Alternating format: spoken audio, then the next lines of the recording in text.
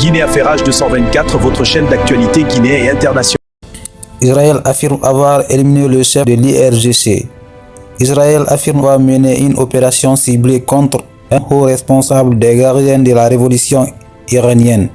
Selon plusieurs sources proches des renseignements israéliens, cette frappe aurait permis d'éliminer une figure stratégique du dispositif militaire iranien.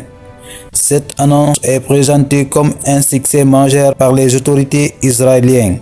Mais de son côté, l'Iran demande catégoriquement cette information.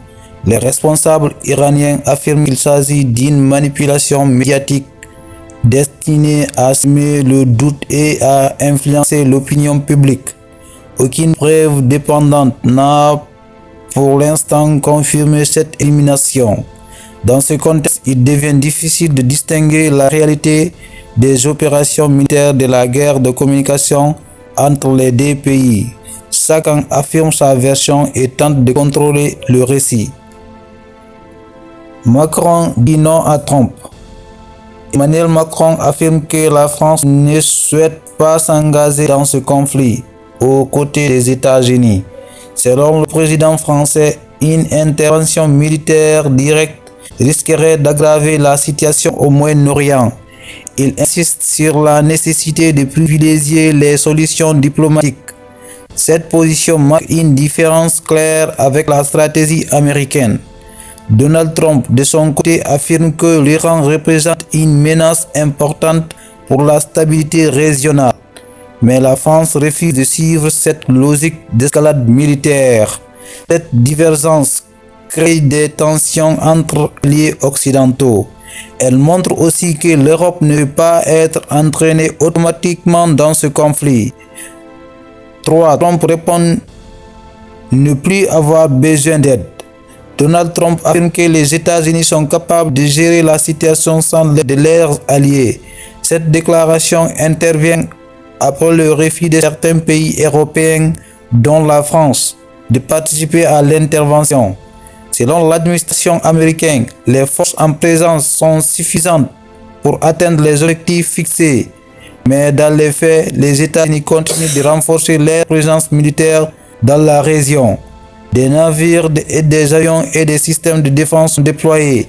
Cette posture montre une volonté de puissance, mais aussi une stratégie de pression. Même si Washington affirme pouvoir agir seul, le soutien international reste un enjeu important. 4. Alerte: Israël a poussé les États-Unis à s'engager dans cette guerre. Selon certaines analyses, Israël aurait fortement influencé l'entrée en action des États-Unis dans ce conflit. Les opérations militaires menées semblent coordonnées entre les deux pays. Israël affirme agir pour sa sécurité nationale, mais plusieurs observateurs estiment que cette stratégie entraîne directement les États-Unis dans l'escalade. De leur côté, les autorités américaines affirment que leur engagement répond à leurs propres intérêts stratégiques. La protection des routes pétrolières et des bases militaires est évoquée. Il est donc difficile de déterminer qui a réellement initié cette dynamique. Ce qui est certain, c'est que les deux pays sont aujourd'hui engagés dans une même logique militaire. 5. Netanyahou qui agite sur Internet. Benjamin Netanyahu a récemment publié une vidéo qui suscite de nombreuses réactions sur Internet.